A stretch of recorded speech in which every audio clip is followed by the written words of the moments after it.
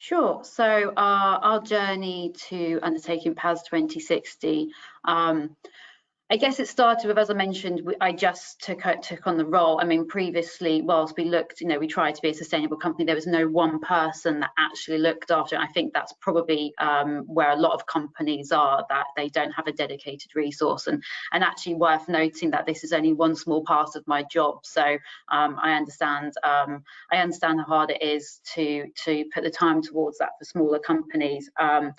But when I was kind of putting together our sustainability roadmap, obviously net zero is a big thing that everybody's focusing on.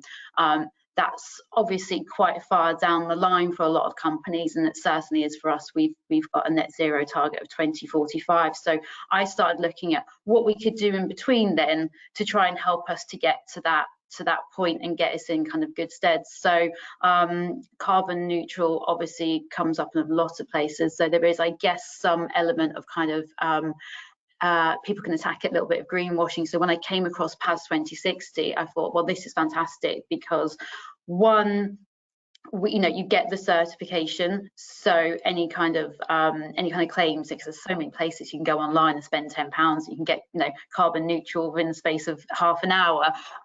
So what I loved about this is it has a proper verification process, and the fact that it focuses on carbon reduction in the following years was also another plus point, because it really tied into what we were trying to do, and it felt like a really fantastic stepping stone for us to be focusing on for the next couple of years.